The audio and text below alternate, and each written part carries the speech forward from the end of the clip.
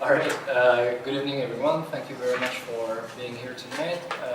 It's nice to see some friendly faces and some unknown yet friendly other friendly faces.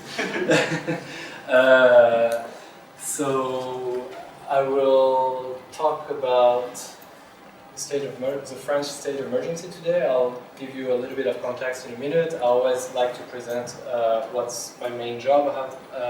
However, before doing any kind of talk, so this magazine, the Funambulist, is an editorial platform that has a magazine, a podcast, and a blog. And the magazine comes out every other month, and its subtitle is "The Politics of Space and Bodies," and it very much tries to bridge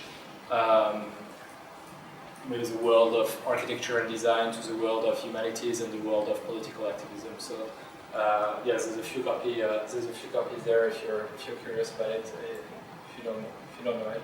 Anyway, what I will do today is very much an experiment. It might be a little bit much of a word, but I'm actually really in the middle of the research that I will present today. So I'm very much walking on a tightrope, as a funambulist should be.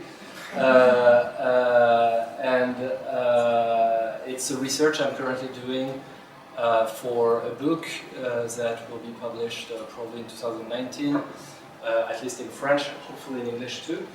But a book that tries to take the French state of emergency as a pretext to talk about the French colonial continuum and to look at it through a spatial perspective.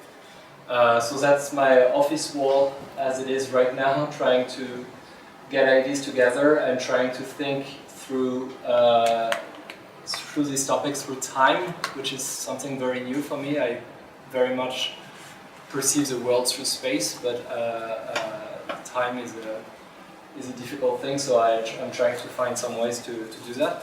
And the presentation of today, you'll see, will be very much influenced by this work in progress wall, and I hope that it will be clear. Basically what I'm going to try to do is to create an imaginary where both geography and history come together and speaks of this colonial continuum. So there is supposed to be this notion of continuity and this notion of simultaneity,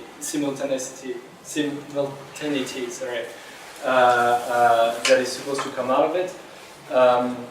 Because when we deal with colonialism, we're dealing with many scales and many geographies and many temporalities. So the idea is to always keep all that together, and hopefully this will work. You'll tell me afterwards. Very much value feedback at this point. So you can see I have my little post-its on each of those dates that are in relation with this French state of emergency, as you will see. What you see at the bottom is another tool I've been creating for me to use during my research, which is basically a timeline from 1944 to 2018. Where at any given moment, and including during state of emergency, as you can see in red here, I'm able to know who are the political people responsible for what's going on at any given moment. So the president, the chief of government, the minister of the interior, minister of the so-called overseas territories, and for the beginning of it, the governor of Algeria, and there could be many more, but at least that's something that I had found quite useful to do this research. So yeah, I mean, obviously as we go closer from now, you see perhaps some more familiar names, obviously. So let's start with a prologue that will be a little bit long. So don't worry if at the end of it I'm still. You feel that we only started. I think it's something that very much needs to be done, which is to talk about before the state of emergency and to talk about colonialism with a symbolical date to begin, which is 1830, which marks the invasion of the Algiers Regency, so what will become Algeria later on. and as you can see, that's what I was talking about earlier. I'm going to try to, I hope in the back you can see a bit. That's kind of silly, I should have thought to put the dates up. Next time I'll do that. But so for each event, I'm trying to give some dates that happen, if not simultaneously, at least around the same era, to show you that, to try to create this sort of continuity between France and colonized territories, both geographically and historically. So I mean, when you look at those dates, there's always something striking in how I mean, with the 19th century in France being particularly vibrant in terms of interaction in Paris in particular, and you can see that those interactions have some dark alter ego, so to speak, in terms of colonial history. I mean, so you see 1830 is both the moment where the French army invaded first Algiers and then all the territories around it. But at the same time, it's what we might want to call the Second French Revolution. And going through it, I'm continuing. I have no idea what this gray bar. I'm sorry, but continuing this sort of simultaneousness of space. We can look at Algiers in particular. I mean, what now is only the Kasbah of Algiers, but which in the early 19th century was mostly the city itself. I mean, you can see it a little bit, but the French, when they arrived, destroyed half of it, and we're already sort of understanding that the urban space was far from being innocent in the way that interaction could be fomented, and in particular with the Kasbah's very labyrinthine and multi-layered space. And that's something that we can definitely associate with what's going on in Paris at the same time. I mean, in that case, it's a drawing of transformation of Haussmann, which is a little bit later on, but we can see how during the insurrections there is in Paris there is very much this urban fight to control space with two alter egos that are particularly interesting to look at. On the one hand, on the side of the revolutionary, you would find someone like Auguste Blanqui, who quite literally produced some treatises about how to build up an insurrection from a spatial point of view, like how many cobblestones do you need to produce a barricade, and how to destroy stairs in the housing units, and then go through the walls to go inside the blocks. And on the other hand, we find, even before Haussmann, we find Robert Bugeaud, who is a marshal of French army, and who very much embodies this sort of, who's one of the many figures that embodies this correspondence of colonial geographies, because he was involved in the counter-insurrection in 1834. Was responsible for the bloody aspect of this counter-insurrection. Was then sent to Algeria to so-called pacify the region and fight the Emir Abdelkader, who was the last resistance to the French, the last main resistance to the colonial invasion, and then went back to France in 1848 and saw the 1848 revolution winning, and actually produced here again a treatise for his fellow military officers to describe, quite similarly to Blanqui, but obviously from the other point of view, how to modify the urban space to counter revolution. Quite around the same time, a little bit later, the French army invaded what I call here the Kanak Islands, that the French very quickly called Nouvelle-Calédonie, New Caledonia, and that I will refer from now on as Kanaki, New Caledonia, to to call it in the way that indigenous people of those islands, Kanak people, want to call their own territories that they've been deprived from. You will see that I'll talk quite a lot today about Kanaki New Caledonia, because this is one of the sites of the state of emergency in 1985. But obviously we'll get to that at some point. Interestingly enough, we have here again 3 dates that kind of got together almost simultaneously in Kabylie and in Paris. You have an insurrection. In Paris, it's a very well-known Paris Commune, but in Algeria, in Kabylie, the Mokrani clan is revolting against the French and constitute one of the biggest resistance to the colonial army for many decades. And quite interestingly, both the Mokranis and the communards that were not massacred by the French army were sent to New Caledonia, to Kanaki New Caledonia, to be imprisoned in those penal colonies that you can see here in red, and they will later be used both together. I mean, so both the insurgent from Kabylie and the insurgent from Paris will be used as part of reinforcement to the French army to suppress the Great Kanak Revolt of 1978 in exchange for their own freedom and their own a little piece of land, a little piece of colonial land in Kanaki New Caledonia. But so here again, the sort of continuity between all those events and those bodies are truly remarkable, I feel. I guess I'm going to show quite a few maps of Paris, so I did include this one, which I did quite a few years ago, but which try to show the incidence of avenues in the Paris urbanism in the way that the French army evolved during the bloody weeks that massacred the commune in May 1871.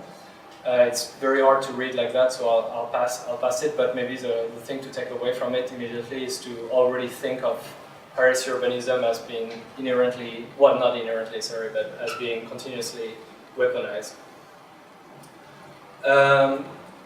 Continuing and maybe even accelerating a little bit in our exploration in time, we can see, I just mentioned the 1878 Kanak Revolt that was led by Attai, as a Kanak older whose head was only very recently given back to the Kanak people after being hidden for many years.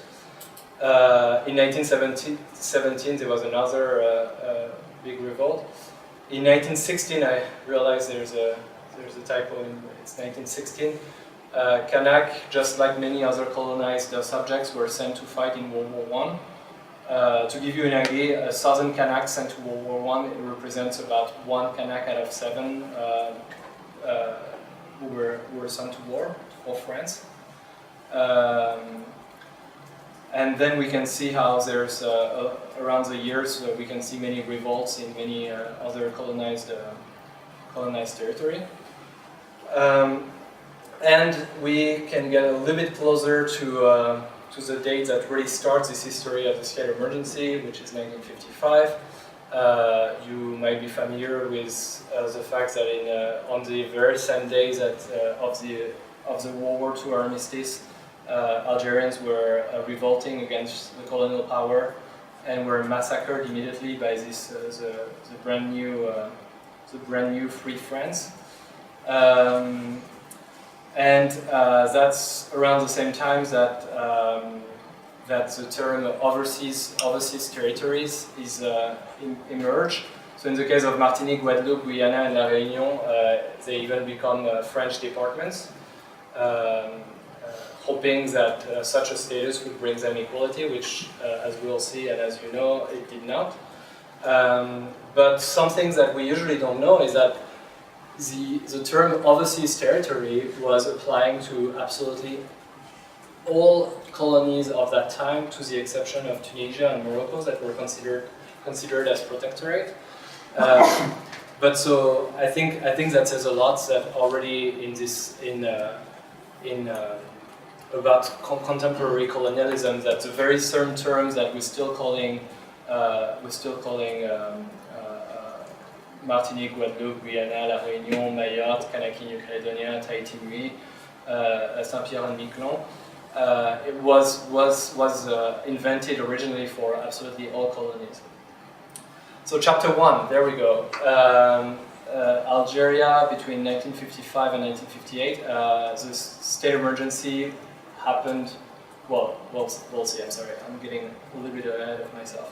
So perhaps to begin with, what is the state of emergency? So the state of emergency is an alternative created by the French state not to have to declare the state of siege when the Algerian Revolution started in 1954, in late 1954. And the state of siege would basically give all administration powers to the army, and would suggest as well that Algeria was not fully part of France, would be declared as a sort of enemy territory. So there was a need to really associate it to France back then. And so there is this new law that is being drafted and voted and applied immediately, which is also something quite important. It's like it was not a law that was drafted for potentially the future if some sort of situation would arise, but very much to be applied immediately to counter the FLN offensive, so the National Liberation Front of Algeria. And so there's something from a sort of legal theory standpoint that is also extremely problematic in this ready-to-wear kind of aspect of this law. So to sum it up a bit, I mean, it's really this is the original law. So it's 2 pages. So it's actually a fairly short law, and it allows mostly 5 things that still apply, that still exist in today's law, even though there was many addendum to it. And little did I know that today they actually did add an addendum to it at the parliament, just like 200 meters from here. So talk about continuity of space and time, right? So it allows 5 things. One is to be able to search homes at any time of the day or night. One is to assign people to their home or arrest them in some sort. And it also defines who gets to have the power of that, and we'll see later that it's the powers that is being delegated to smaller and to lower and lower rod of the ladder. It gives the possibility of curfew, even though that was probably the least applied point of this legislation. It gives the possibility of determining a very particular territory and increase and sort of suspends right on them, and we will see how it's still been used those last 2 years. What was the 5th point? Sorry, I'm doing a Rick Perry thing here.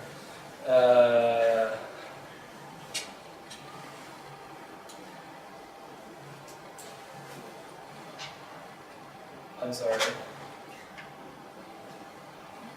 Okay, we'll get back to me, I'm sorry. So every time you see SOE in the little dates, it's obviously state of emergency.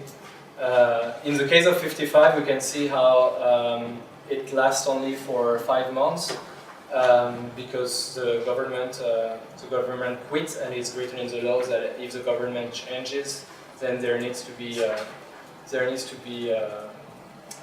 revote in the parliament.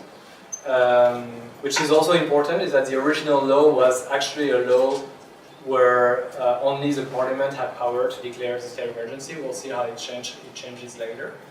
And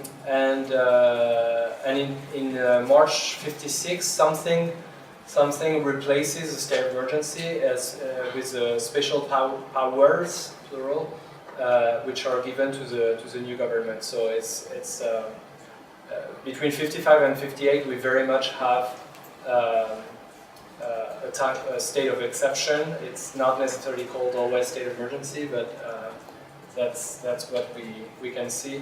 And sorry, I should say, it's each time the state of emergency is territorially defined, and in that case it's the entireness of Algeria, but it's not in France yet. So part of the things, part of the spatial things that this first state of emergency and spatial powers given to the government enable to do is the massive displacement of Algerian rural population, in particular in the east of the country, very close from Constantine, and I definitely saw the irony being as Rue de Constantine tonight to talk about that, and Constantine will go back, you'll see. And so there's entire villages that are emptied, and populations are being relocated in those camps de regroupement, so regrouping camp. I mean, with all those euphemistic kind of way of calling things as usual, and so hundreds of thousands of Algerians are being semi-detained in and at least very heavily controlled in those camps, in a move that's very interesting architecturally speaking, because obviously it's the French military feels that people in their village it's difficult to control them, whereas if you actually build the urbanism in which they will live, you'll be able to control them. So I think it's simultaneously a fairly obvious point, but also something to consider when we think about architecture and urbanism at large, and how it allows to control bodies. I should definitely not forget to tell you that if you're curious about that, there's an absolutely fantastic book that Samia Hani, who's an Algerian architect now teaching at Princeton, has very recently published, and it's in English, Architecture of Counter-Revolution, the French military in Algeria, and it spends quite a bit of time on those camps in particular.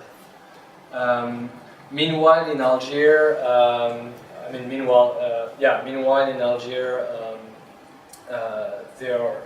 the army is taking over little by little to repress the FLN offensive from within the capital city. Three people are particularly important in that. Raoul Salan was named the head of the armies. Jacques Massu, who is the general who was in Indochina just before that. 10 years before that. Is given the power of police. So the army, and in particular the paratroopers, are becoming the policing force in Algiers. And then the Algeria governors, Robert Lacoste, give a decree that delegates this power of house arrests and the state of emergency allows to prefects directly. And we can see this absolute tightening of control on the Casbah in particular. Those images, you might be familiar with them. They're actually not historical images as such. They are reconstitution. It's from the movie The Battle of Algiers by Gillo Pontecorvo, but that was filmed only 8 years after the actual events. But we can see how the Casbah itself is definitely a site of conflict between the colonial counter-revolution forces and the FLN members that definitely take advantage, that are very much in an asymmetrical position, but that very much take advantage of the urban built environment to actually at first win this battle of Algiers that they will eventually lose. But to a point that actually the film itself was considered as is still considered today as a very paradoxically, because obviously the Léopold Lambert was trying to do the exact opposite, but it's still very much used in various officer schools of armies in the world as how to lead an asymmetrical fight against pockets of insurgents. So we're crossing the Mediterranean right now, at least momentarily, for one very particular event that will have drastic repercussion, which is that in March 1958, Maurice Papon is named prefect of the Seine.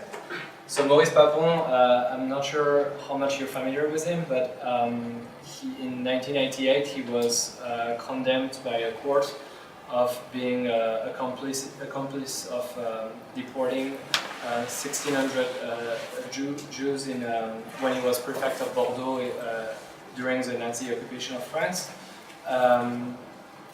which did not prevent him back then from actually accumulating administrative positions in the colonial administration.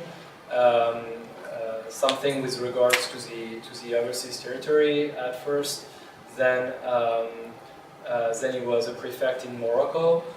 Then he was a prefect with special power in Constantine. We're going back to it.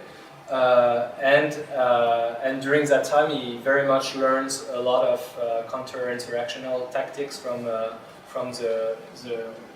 French military officers. And so in March 1958, he's called back to France to be the prefect of the Seine, so the prefect of the Paris region, the Paris department,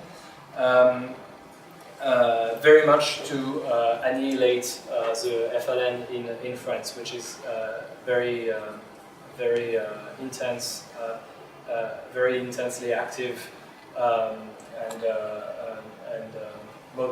is able to mobilize virtually all Algerian people in the Paris region at that point. So he's paradoxically, and that's where again we should really pay attention to this continuity. Paradoxically, he's called back from Constantine, so from Algeria, to France, so from a place we would call colonized territory, to the mothership, so to speak, but actually to very much continue his function as colonial counter-insurrection strategies. About 2 months later, there is a first putsch attempt in Algiers, which will also lead to the birth of the Fifth Republic in France and the comeback of de Gaulle as a non-elected president. And the state of emergency is proclaimed in May 17th. So it's a state of emergency that will be that will allow, even though it doesn't last very long, it will allow again Papon to gain extra power. And despite the fact that the state of emergency originally is declared to counter the putsch attempt of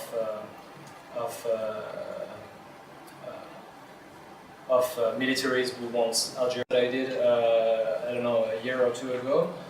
That is a map that is trying to show the multiplicity of temporalities and geographies of the October 17, 1961 massacre in Paris of over 300 Algerians. And you can think that I'm getting ahead of myself because technically we're still in 1958 here. But when I talked about the multiplicity of temporalities, that's important because we can see how what happened that dreadful day of October 17, 1961 has very much some roots in something as early as 3 years earlier. So Papon being in power of the police in Paris, in August 1958, he orders the arrest of over 5,000 Algerians in Paris, and he put them in detention. Obviously there is no space, there is no detention facility back at that time that will allow all of a sudden 5,000 people to be detained. And two of the three places that he orders to be transformed for their detention are extremely revealing in here again the continuity of violence in France, because one is Gymnase Japy in the 11th arrondissement, and the other is the Vélodrome d'Hiver, so the Veldiv, which is famous for having been the detention place for almost 13,000 Jews in July 1942, before being deported to Auschwitz. And so in 1958, Papon sees apparently no problem in using the exact same facility to detain Algerian people. I mean, obviously, when we know his collaboration to the deportation and the Holocaust, we can see how he probably did not have any problem with that. And the Gymnase Japy as well. It's less known, but there was also 4,000 Jews that were arrested and detained there before being deported to Auschwitz in 1941. So that leads us to the second chapter of the French state of emergency, which is applied simultaneously to Algeria and France between 1961 and 1962. And that follows a second putsch, an even more serious one by the generals, including Salon, in April 1961. And so in April 23rd, the state of emergency is declared. And in October 5th, 1961, Papon declares a curfew specifically on Algerian people in Paris. Quite literally, I mean, I think it doesn't need much explanation to see the degree of racism that is involved in all those colonial tactics. And so from there, in October 17th, the FLN organizes massive marches of over 20,000 Algerians in the street of Paris, and Papon will design in only a few hours a suppression that will prove absolutely deadly. So that's something that it's all online. So if you want to read the text for each of them, you can definitely do so. But essentially, for each of those squares, I'm explaining what's going on at any given part of time. But the idea is that Algerians, in particular, people living in Nanterre, in the bidonville, in the shanty towns of Nanterre, have to reach the city center to be part of the demonstrations. And in order to do so, they need to take buses or to walk towards the first subway station available to go to the center. And all of them, as you can see, at least when it comes to Nanterre, are on the other side of the Seine River. And the first massacres happened very much on the bridges, and in particular the Pont de Neuilly, by the police that opened fires on the Algerians and beat them up and throw some of them in the river. The same thing continues in various places of the city, and this is very important because this is a fairly, as of today, it's a fairly relatively well-known event, but usually it is very, very determined on one particular locality, which is the Pont Saint-Michel, so the Saint-Michel Bridge, right in front of the Préfecture de Police, and it is very limited to one particular event, which is like the moment where the demonstrator confronts with the police, and the police, in very hot blood, kill a certain amount of them. This is sort of the official version, but we can see how actually it involves a multiplicity again of geographies, and also temporalities, obviously not just from 1958, what I was describing, but even in the hours that follows the demonstrations being suppressed by the police. People are being arrested, beaten up on their way to being detained, detained in various places of the city, the biggest being the Parc des Expositions, Porte de Versailles, that you might know, that still exists. I mean, the Périphérique was not even created, it was in construction over here, with quite incredible stories, because as you may know, this is the Palais des Sports here, and when I was doing this research, I was thinking, oh wow, the Palais des Sports, it's like, for me, the Palais des Sports is like the place where the Beatles played in 1966, and with like completely crazy crowd. And I was thinking, wow, 66, that's only 5 years later. And little did I know, actually, Ray Charles played literally the next day for 6 dates in a row, and people were still detained. In the facilities around it. It's very odd to know about whether all this was known or not.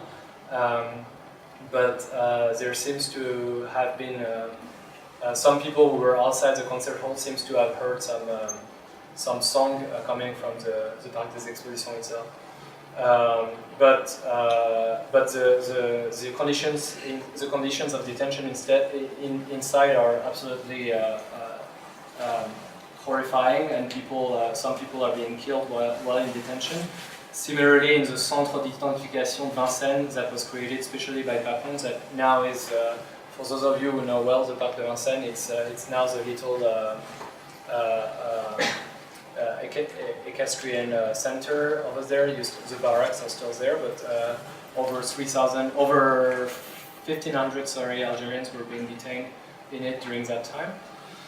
And then in the days that follow, bodies are being found in the river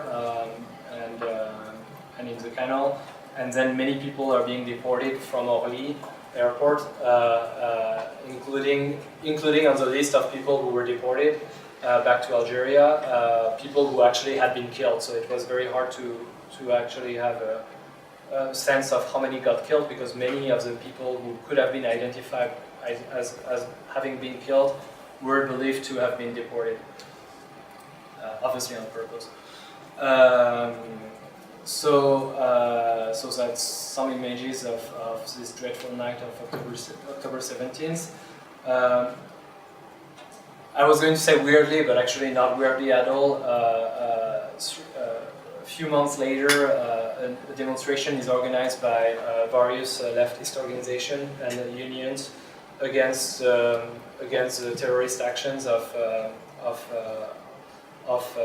French Algeria supporters. I mean the OAS, terrorist group.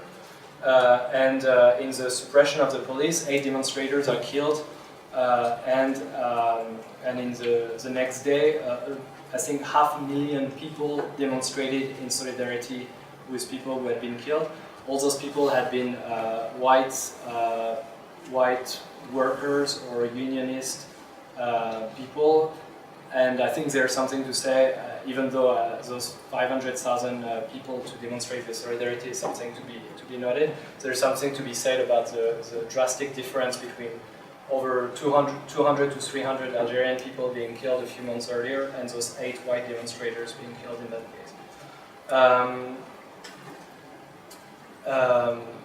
Those events are happening while there are negotiations between the De Gaulle government and the FLN, and eventually there is the Evian Agreement in March '62, leading to the self-determination referendum in Algeria of July 1962, and with a very big vote in favor of self-determination, the independence of Algeria a few days later.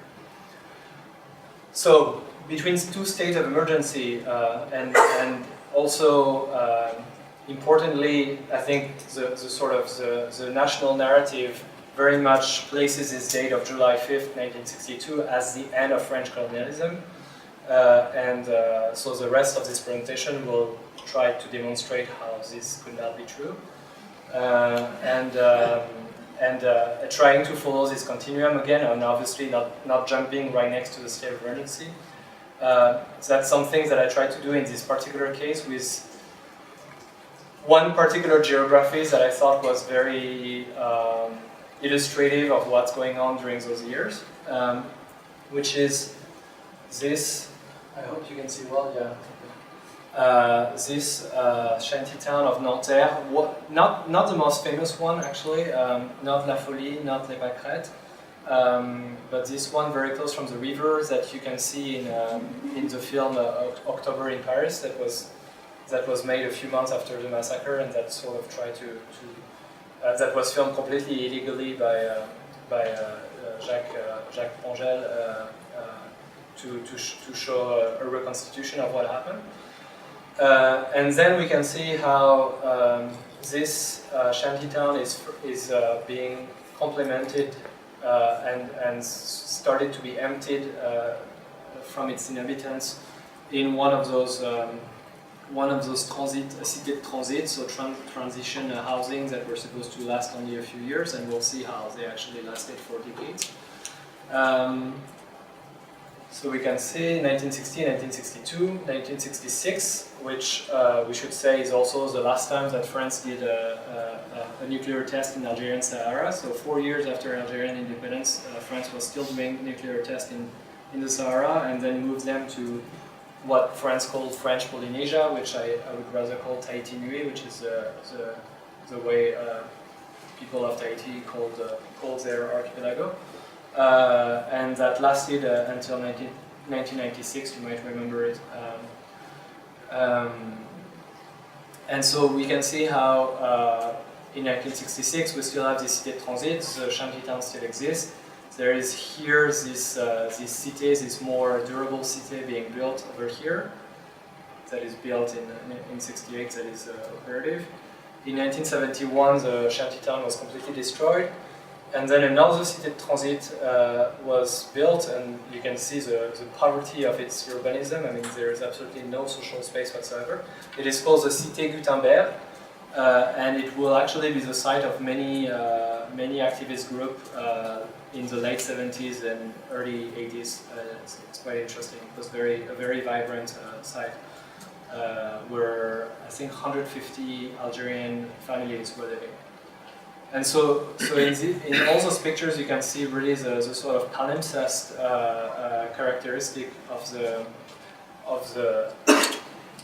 this very tiny site. I mean, we're talking about a few hundred meters, but for me it was quite striking in how it can talk a lot about the politics of the city back then, and the very dire conditions in where people who originally were already living in shanty towns were being put in places that did not even have the sort of the shanty town's quality of socialness because of its urbanism.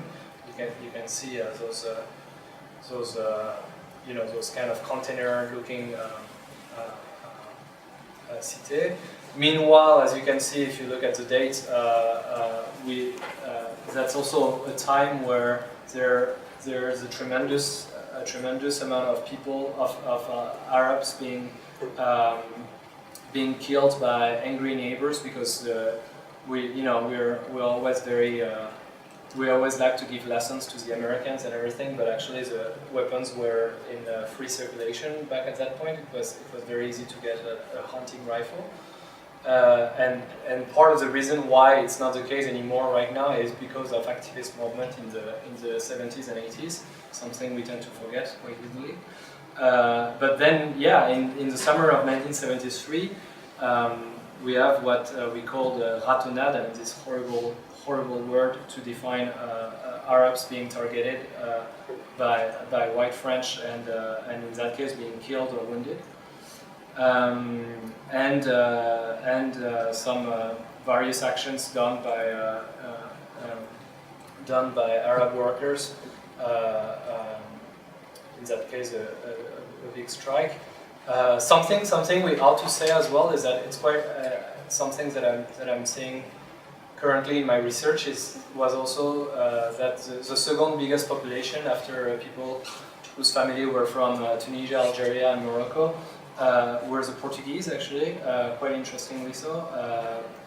There was this shanty town in Franc-Moissin, in Saint-Denis, that where Portuguese people were living. Some of whom actually had fled Portugal not to be fighting in Angola in the colonial war of Portugal.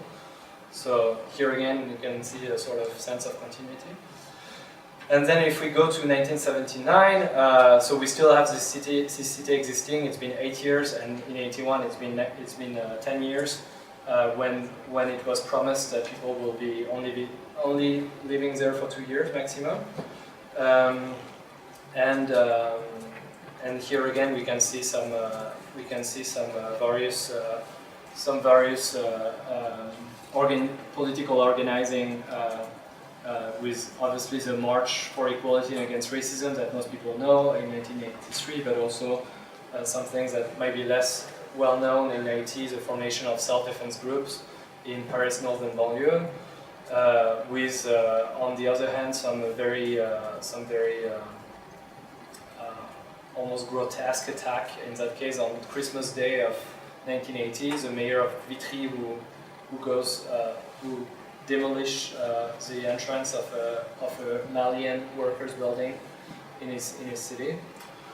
And that leads us, we're in 81 here, that leads us to 1984 and 1985, and in a very, quite leisurely the other side of the world, with those three archipelagos of Kanaki, New Caledonia, Wallis and Futuna, and Windward Islands, les îles Levant. And I will try to address that a little bit. Oh, that's not quite good. Sorry, that was meant to be printed, so it does not quite go well on the. But that's the geography of Kanaki, New Caledonia. It's mostly a very long island of several dozen kilometers, several hundred kilometers, and with a few other smaller, with the Kanak population that's been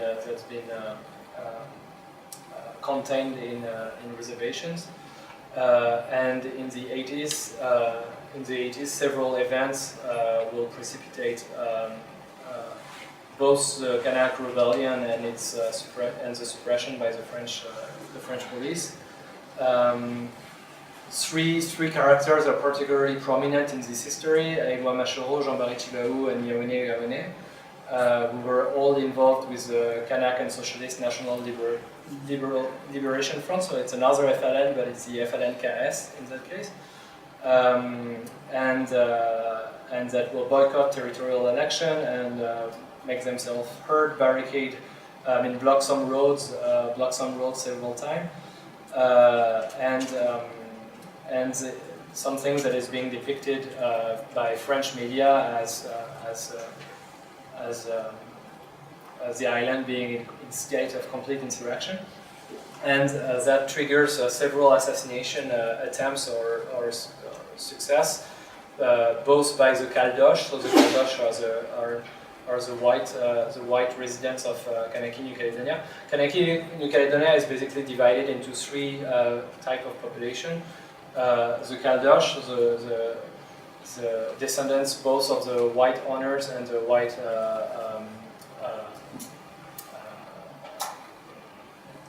prisoners from the penal colonies, the Kanak themselves, the indigenous population, but also population from Southeast Asia and who, like in many other.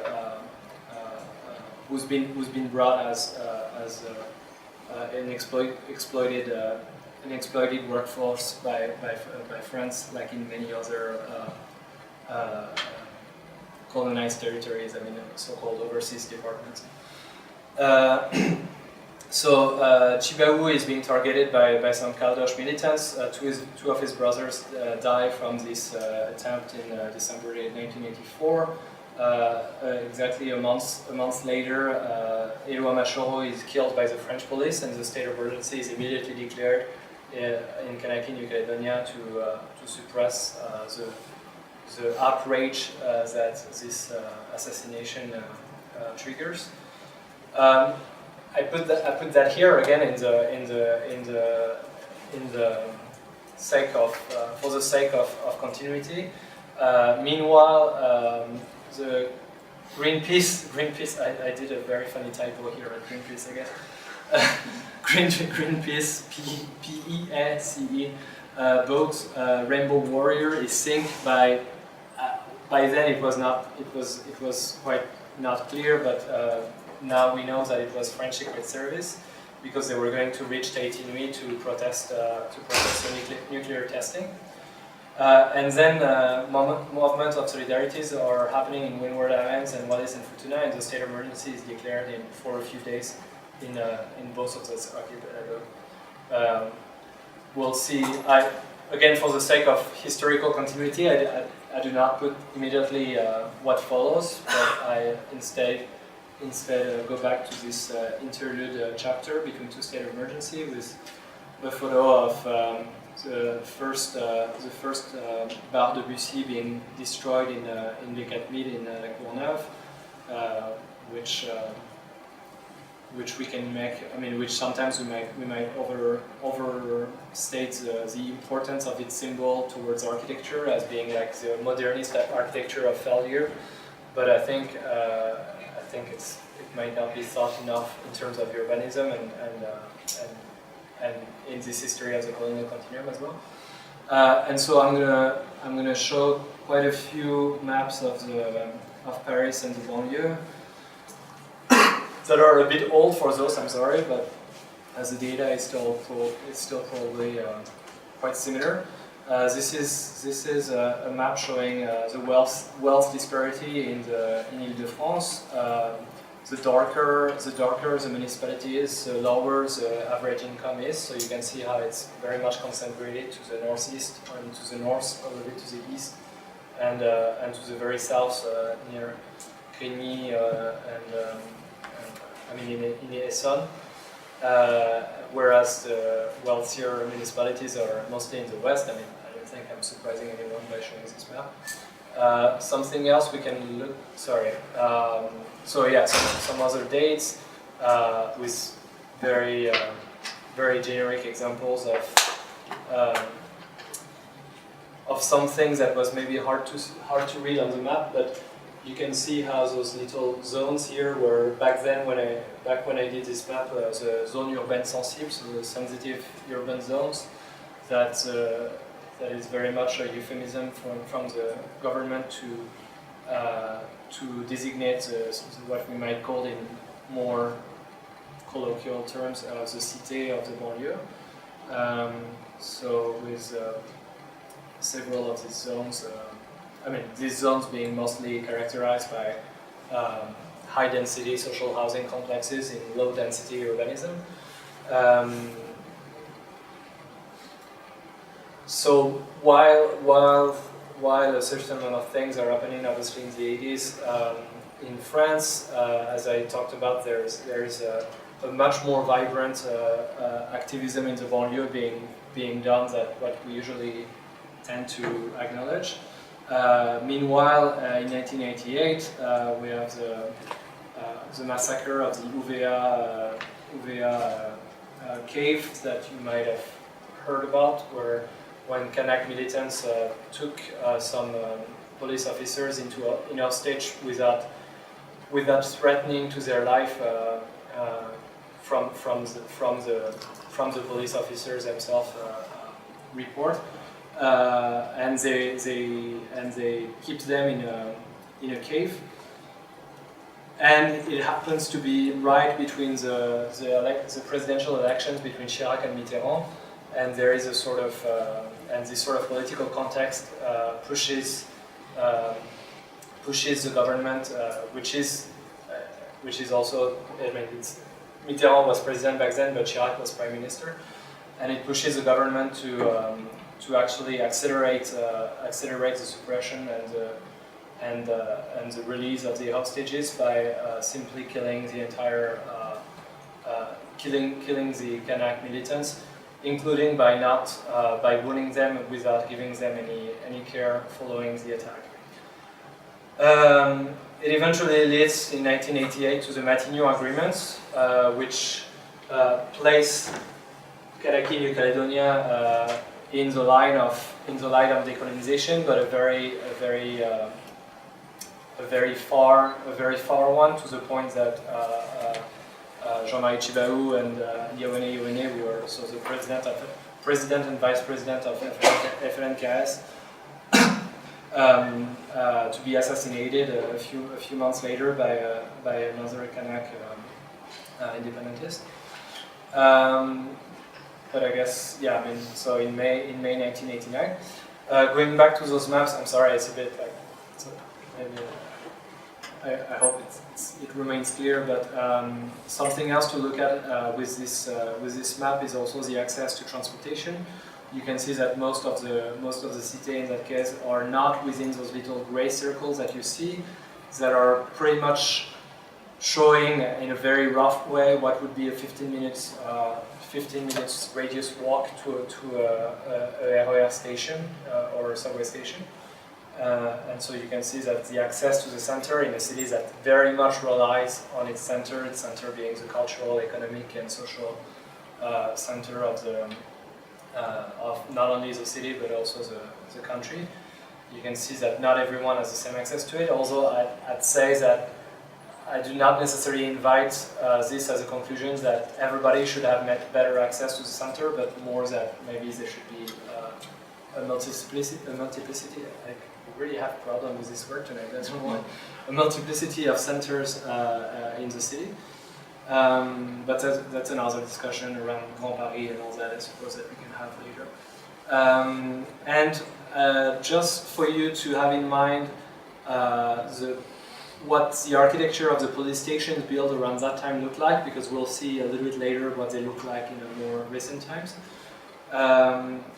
Interestingly enough, I included it here. In 1982, there's a military coup in Algeria to prevent the elections to put Islamists in power. And the army uses French colonial counter-insurrection tactics later, so we can here again talk about the continuum as being not just the way I understood it so far, but also in what things are left, what things are left once a country is independent. And we can talk also about Cameroon, which is even more, which is an even stronger example. 1998 Nouméa agreements also intends for the Kanak to have access to a self-determination referendum in 20 years from now, which is this year, and I'll finish with that. And maybe I'll go a little bit further because I guess we still have 2 chapters and a little bit faster. So that brings us to the state of emergency of 2005 that you might remember, for some of you, where revolts in the banlieue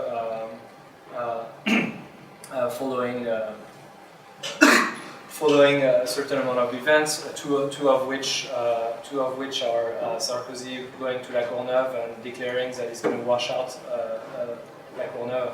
I mean, they get meal with a kosher from the scum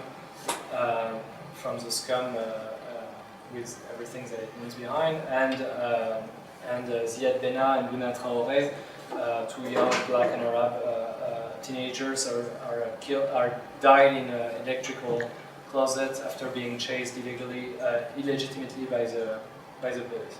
So the state of emergency is declared in November 8th, and interestingly enough, some of them are declared on very, very small localities that are mostly composed by social housing complexes. Between 2 state of emergencies, the last one with images of the general strike in Guadeloupe and Martinique that happened in 2009. But also looking at the other revolts of the banlieue in Ville-de-Bay in 2007. So those years are very much, at first during Sarkozy's presidency, that very much exacerbated all those logics of violence, and police violence and racist violence. And then we end up with 2015, the deployment of over 10,000 militaries in the streets of France's main cities, in particular 6,500 in Ile-de-France, after the attacks against journalists and customers of a kosher supermarket. And that allows me to talk a little bit about those police stations, as I was saying. Maybe I'll pass on this map. But we can see how those police stations are developed with a much neater architecture. Those are clearly made by like architecture office that are used to design libraries or museums or whatever. But it's hard, especially if I'm putting it in this presentation, you can imagine that it's hard not to see them as little fortresses that the police state imagines for itself as in its fantasy of a civil war. So you can see this is in Pierrefitte, this is in Bagneux, in Aubervilliers, in Guenif, Saint-Denis, Bobigny, and the most intense one in Villiers-le-Bel, so following the revolt of 2007. And so in 2015, after the dreadful attacks of November 13, when 130 people were killed in Paris and Saint-Denis, the state of emergency is declared, as you know. There are another massive deployment of military and the police, in particular in Saint-Denis, on November 18th. Over 5,000 searches are being made in homes, religious buildings, restaurants, office buildings, that for 99% of them belongs to Muslim owners, with a small exception for ecologist activists during the COP22. That were very much the first experiments of this new state of emergency, with various demonstrations against it. But we can see also how the state of emergency was used to suppress the various social movements that happened in spring 2016. As you can see, with some equipment that we might have not seen in times outside of state of emergency. As you can see, I mean, to the point that it very much implemented this part of the state of emergency I was talking about, which is the possibility to define a territory where everything becomes extremely controlled. So this was a demonstration in June 2016 when around the Bastille, the Arsenal port, where the police were controlling every single person who were going inside the demonstration and searching them. I mean, I could not come in with my bike helmet, for example, that was considered as a weapon, which is quite interesting, right? Because it's a defensive weapon, so it's like yeah. Anyway, so some equipment that personally I'd never seen before, even though some people told me that they had seen it. Not to forget also other racialized bodies that are being targeted by those special measures. In particular, people who the exiled people of Calais and their self-built town that was first heavily policed, then completely destroyed. And so there's something to be said here again in the history of colonialism and relations between racialized bodies in France. And that leads me to talk about one particular event that I think spatially was extremely illustrative of that. After the young black man Theo was raped by a police officer in Aulnay-sous-Bois in February 2nd, 2016. Sorry, 2017. A large demonstration was organized outside the Bobigny High Court, which is also right in front of the Bobigny police stations that I showed, with this quite incredible spatial scheme where the police were directly above us and ultimately throwing tear gas at us from their sort of architectural platform. And I found it interesting again because the police station. I mean, when I was doing this research on police station, I was always imagining what it would look like to actually have demonstration around them, and this is probably the closest as it got with this Bobigny police station. Very last set of dates. important things not to forget: the general strike in Guyana in March 2017. The fact that the parliament extended the state of emergency, I think 6 times, until November 1st, 2017, when the state of emergency was stopped, but was replaced immediately by the so-called law reinforcing interior securities that I analyzed in comparison to the state of emergency, and it's essentially featuring the main points that I was talking earlier. It's just kind of a vocabulary, a terminology difference. So, for example, the searches, the perquisition, are being replaced by visits.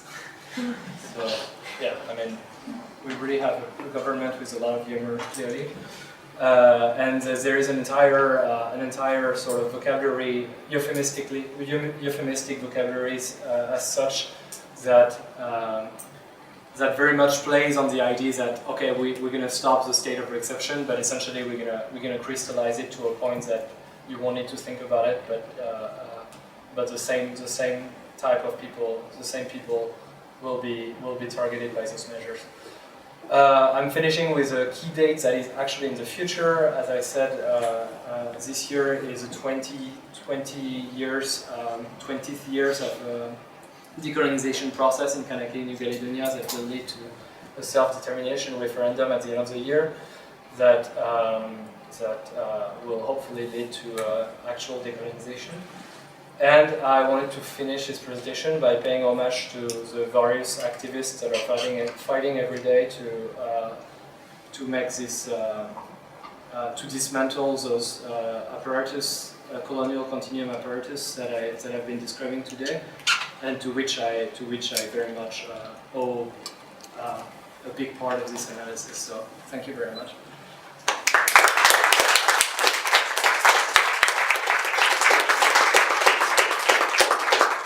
I hope it was not too long. Sorry, I saw the clock a little bit too late that I could actually pay attention to it. Well, thank you much for this interesting and wide-ranging discussion. I wonder if maybe we can have the floor open up now to a series of questions. Yeah, just raise your hand if you have anything to ask.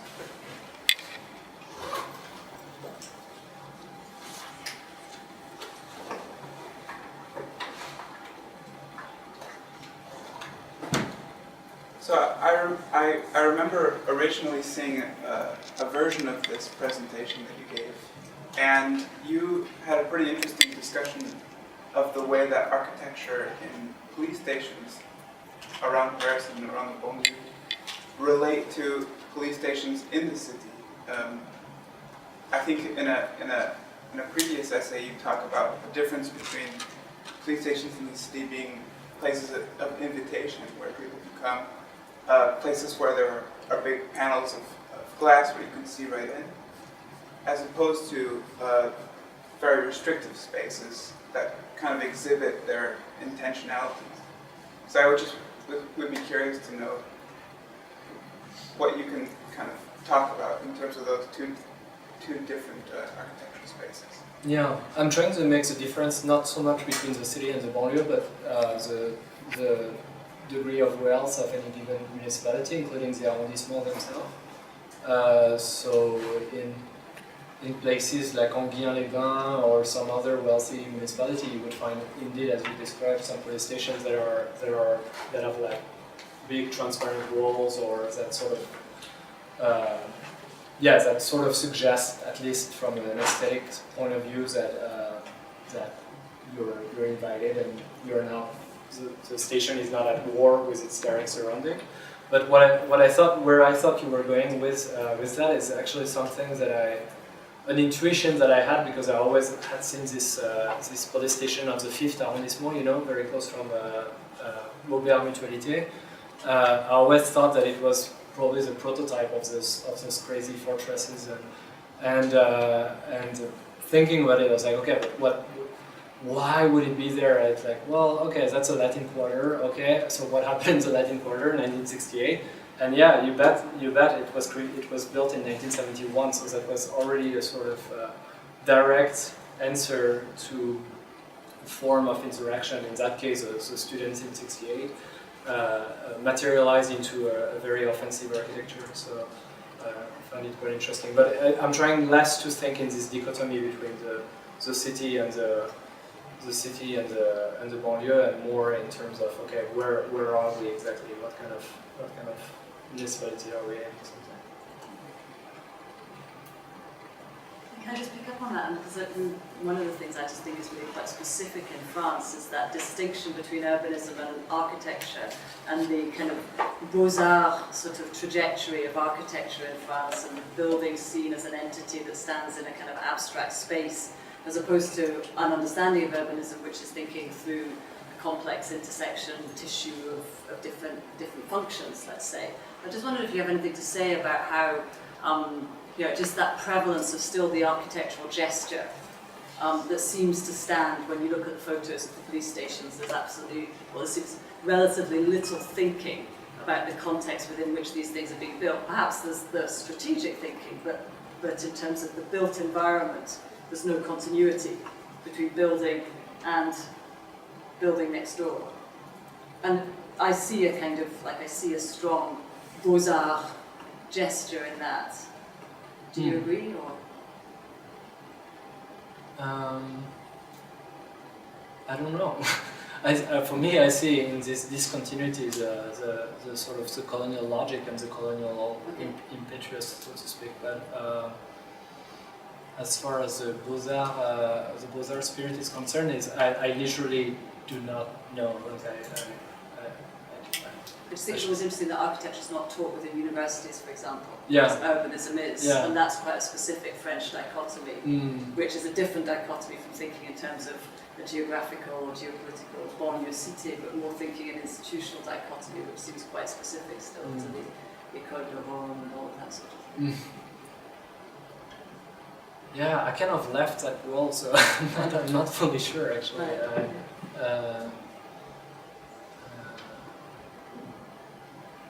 Yeah, I'm sorry, I don't have anything smart to say about that, I'm sorry. Yeah. Hi, thank you very much. So you began at the beginning of your paper by saying, that the dimension of time was something that you were sort of actively reflecting on. So I have a question about time. You explained obviously really clearly the continuity and the similarities in each instance of the state of emergency throughout time. But I was wondering, could you say something about what you think the most important disjunctures or differences are in each of those instances? In terms of historical context, there have to be differences if there are also continuity.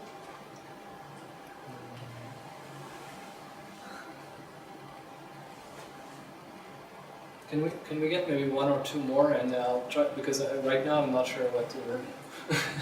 Yeah, it's a tough question. I'm not very familiar with French colonial history outside of Africa. So can you recommend any good books? So like well, sorry, when I say Africa, I mean sub-Saharan Africa. I'm familiar with, but I don't know. I haven't read that much about Algeria or France's Asian colonies. I was wondering if you could recommend anything sort of covers those.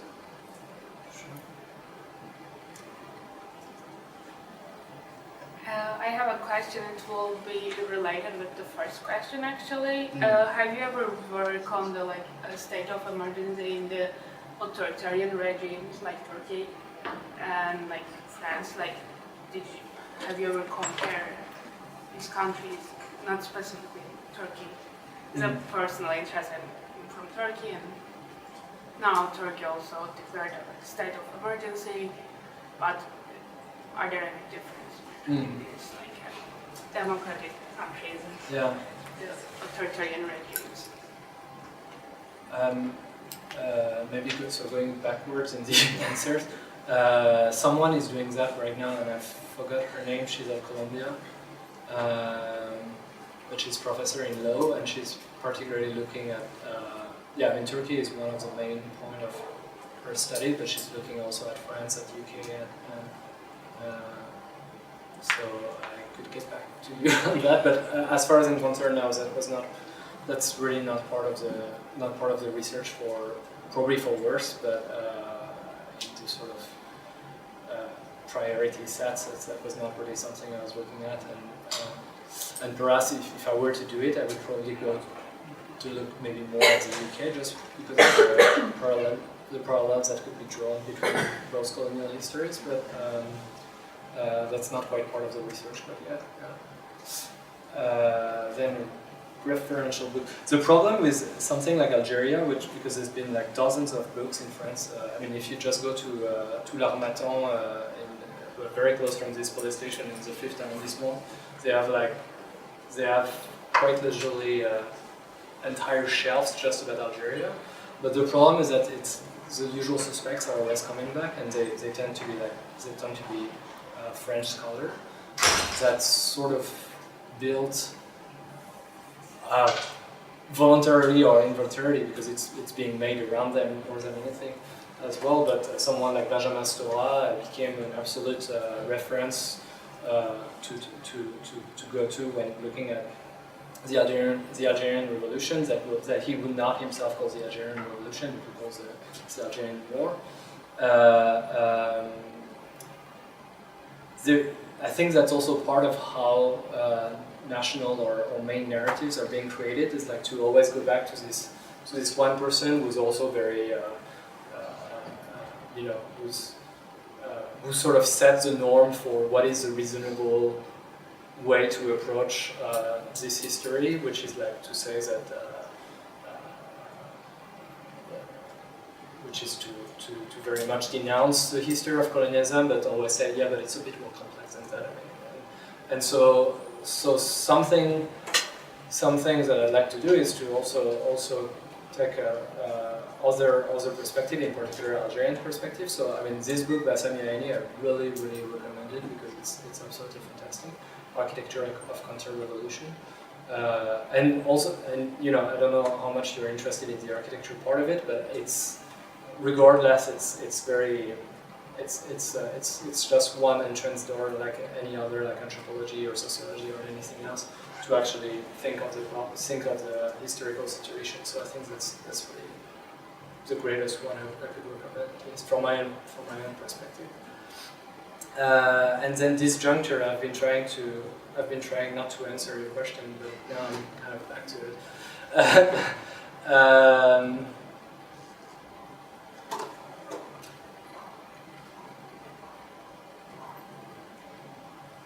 Yeah, I'm sorry, it's hard, but I've written it because that's very important indeed. Like I'm trying so hard to like talk about continuities that I sort of forget this also possibility of a small disjuncture sometimes. So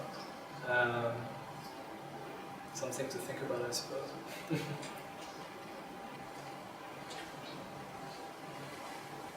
Yeah. Why did it take them so long to get rid of the temporary housing for the people from the shanty towns? Well, because just like today, there is no strong will to actually invest in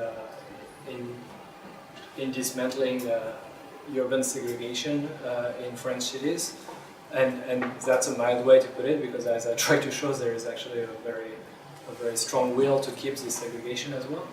But I think back then there was just very similarly very little investment in what could be done for what was then considered as a very cheap workforce. That was also a racialized workforce, so that's something to also talk about. And once you put people in those kind of container looking of the city of transit, or the foyer sur la Cotra as well, that should be talked about for Algerian workers, for single workers. It's like you sort of have your temporary solution, so to speak, and you can kind of let it go without ever addressing it as it happens. So no. Anyway, I'd say cool. Yeah, you had a question. And yet it's on the same kind of note. So with like these high density social housing areas, estates like we call them in the UK, do you think like building them was motivated just by having a problem like a housing crisis that they had to solve, or you also think like symbolically it kind of portrays those colonial intentions and ideologies that if you group together people that might pose political threats, keep them contained in areas where they can't make transport into the city? Or do you think it was just merely a cheap way of solving a problem and giving people a place to live? The cities themselves, you mean? Yeah, or do you think it was more than that? Well, I mean, I don't want to buy in too much in the sort of the official approach to it, which is always to say that originally it was actually supposed to be extremely the sort of the modern way of living, as like you have all those advertising showing like the whole the very comfortable space you might get access to with those things and everything. So I think we sort of tend to push a little bit too much for this sort of dichotomy of like, oh, it was supposed to be great and then it kind of became not so great in a way. But it's true that usually when I mean, for a project we're working on with Shema over here, we're sort of collecting interviews, and part of what we got was people telling us that it seemed very big originally when they came in after living either in Cité de Transit or even in Chinatown,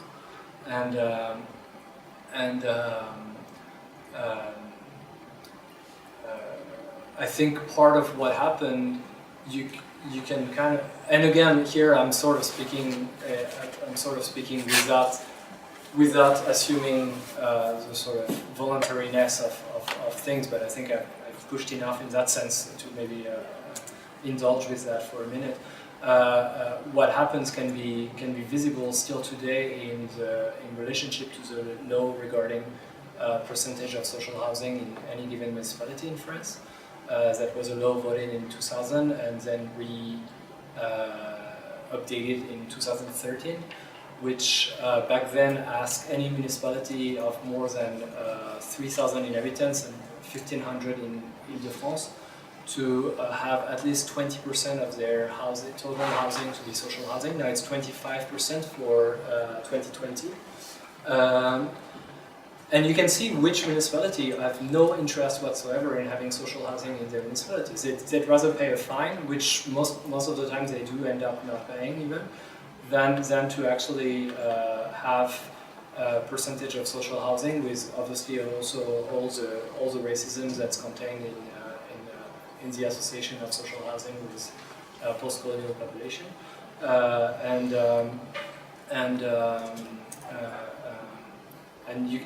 It's a shame. I actually did a map of exactly that, and I forgot to include it. But it very much shows which municipality are very deliberately participating to this politics of segregation, perhaps for very selfish reasons at the scale of their own municipality, but at the scale of the entire country, it obviously completely implements the scheme that we see. Yeah, I had a question about the back and forthness in terms of, you said that Blanqui, for example, The what? Blanqui writes a book about knocking holes through walls in urban warfare, which is exactly what the Versailles do when they invade the city. Mm-hmm.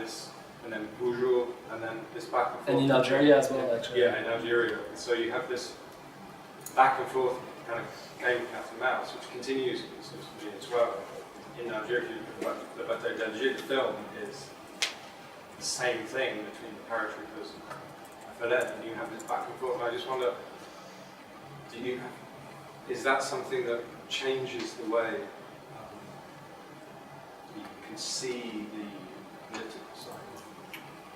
The political what? Well, does that change the way you can see the violence in terms of that they're both basically getting ideas of each other, ways of enacting violence upon each other? Whether it just feels that it's not as simple as state against oppressed. The oppressed and the state are constantly going back and forth, each in their own way. And one is more powerful, so it kills more people, but there is a kind of back and forth of violence and oppression they seem to be able to prove up. The march in '61 was basically a forced march by the FLN. It was forced march. Yeah, I mean, like the taxation system was also very much. There was definitely a sort of FLN policing of paying the tax to the sort of the decolonial tax and everything, the revolutionary tax, but I don't think it's very risky to say that most Algerian people in Paris were extremely sympathetic with the struggle in itself, and it's not. And there was all kind of coercion from the FLN, because another one for October 17th was the absolute forbidden possibility to carry anything that could be considered as a weapon, so that it would absolutely be there. I mean, so that what happened, which actually happened, could not be possible, but actually, which is the accounts that some French police were killed by the FLN, or some kind of things that even more exacerbated the violence of the police back then. But to me, it's all a matter of power. I mean, there is a complexity indeed, but one cannot approach violence the same way from depending on where violence comes from. The machine of an entire colonial empire, or the sort of the guerrilla aspect of some groups. It's not a.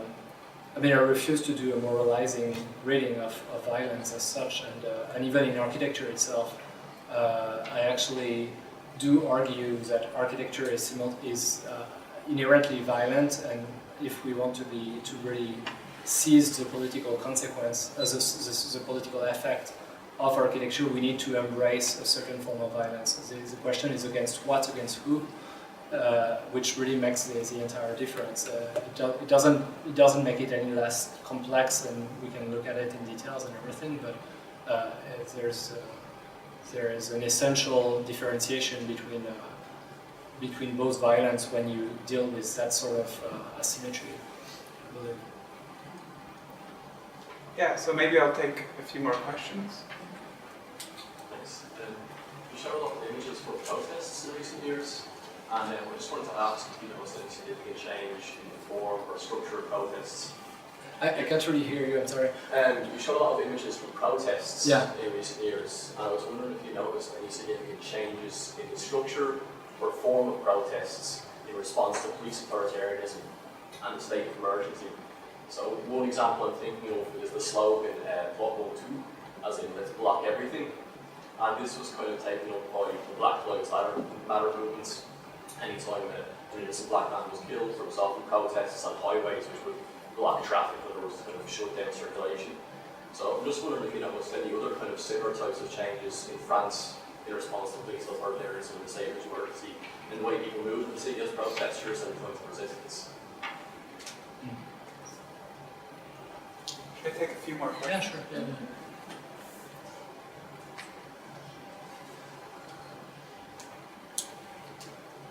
Maybe we should discuss that, and then Sure. I think that's a really good question. Okay. It's a question that's just like so live. That question of how people in this room, these in the space of Paris, might actually be oppositional. Yeah. Yeah, I mean, I think I'm as good as anyone else to answer this question, specifically in the way you're framing it. Also maybe even less so than anyone else, because I've spent quite some time abroad, so I was not necessarily even here to perceive the evolution of it. I mean, the infrastructure blockade is definitely an interesting one, in particular in its absolute operativity of it. I mean, I think maybe the paragraph about this sort of action in the Invisible Committee's writings, in how we instead of being like in front of Wall Street as I had been, because I was living in New York back then, we should have been trying to really go to the actual Wall Street, like this warehouse in New Jersey where all the servers are operating, and maybe that's also trying to very strategically find the point where it actually hurts rather than the sort of the symbol. One thing I'd say though is that I think where the protest happens is extremely important as well, because obviously the Bobigny protest is nothing compared to has very small similarities with the protest we've been seeing in the center of Paris during the protest against the labor law. For various reasons, for the tenacity of the police in particular, this sort of deliberate spatial tactics, as I've shown on this wall. I mean, one should not forget that in that case we were 3,000 people protesting police violence, and what were just above us were like police cops in complete riot gear, full gears, ready to throw tear gas at us and everything. So that's also another type of violence that should be discussed, and also because of the way that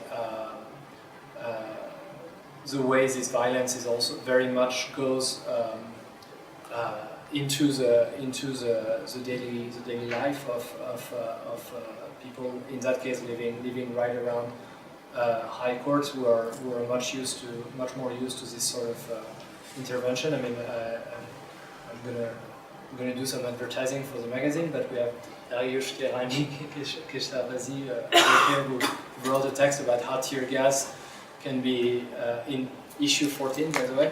And you'll correct me, Dariusz, if I'm saying it wrong, but who wrote about how tear gas can be, maybe in the city centers and mostly white part of the city, can be a sort of choice that you admit as a risk.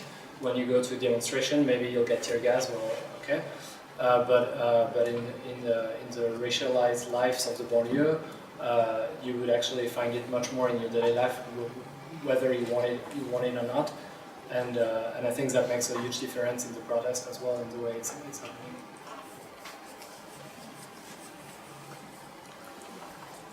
Arguably, you could say that tear gas in northern Paris is no longer an exceptional measure, but it's a systematic measure. Yeah. And that's in the past 2 years. Yeah, that's certainly. I don't know if you would agree with that. It's been a while. There's also, perhaps just to add in, a new technique that's certainly related to the state of emergency with quand on fait les NAS, Oui.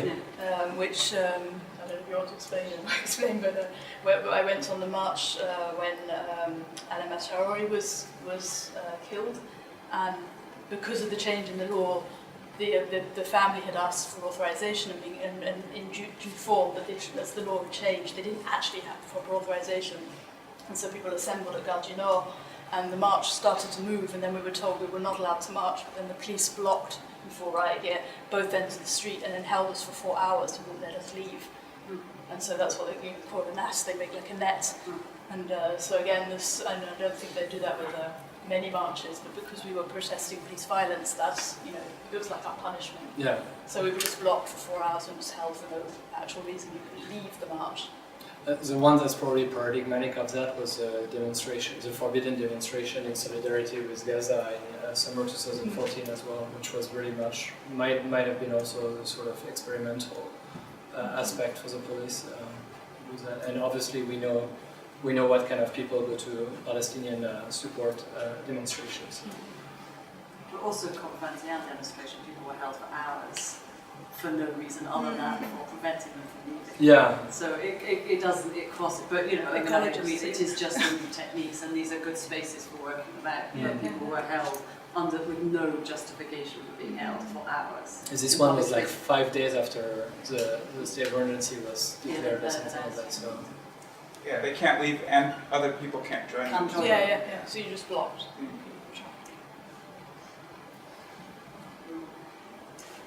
Go on with tons of examples. Maybe I would just have one additional question, which kind of, in a way, deals with some of the things that we've just been discussing. And it piggybacks off of this kind of conversation about Gonki.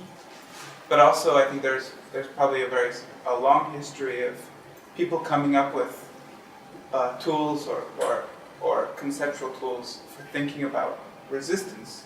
So your presentation seems to be a long continuation of a history of violence. I was just curious if there might be a few points along these stops where there are strategic moments of resistance that you, I think if you're doing an archaeology of violence, there might also be an archaeology of something like resistance. Yeah, because it talks about the agency as well of people who are at the receiving end of this violence, and that's why it was very important for me to include many in the dates, many instances of resistive initiatives and movements, and to finish with them as well. When it comes to space, I don't. I yet have to find something that, or not find something, but at least examine in a more precise way what that could be actually. But I'm not quite sure necessarily yet. I think if something like, if one of the utility of Nuit Debout was to see that the sort of the occupation of in a city center of a given square was completely obsolete for this kind of political struggle. Is like because occupation of something is built on the axiom that this something is actually valued by the state, and so if you occupy the dalle of the Val d'Argent in Argenteuil, I don't think it's gonna actually produce what you're looking for. But and so I think there was a big split like that at something like Nuit Debout, where in the end it was a very Parisian-centric movement for this very reason, with this very disingenuous also call for the banlieue youth to join them, and I think it was. That's kind of when they lost me personally. But yeah, I mean, so I don't think occupation is what we're looking at here, but I'm not quite sure what we're looking at. That's to be looked at, or I mean, probably some people have thought about it, and I'm still in this research.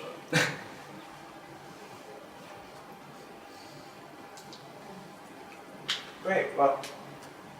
Further questions, or I can suggest we can continue in any case the conversation over a glass of wine, or perhaps water, and some juice.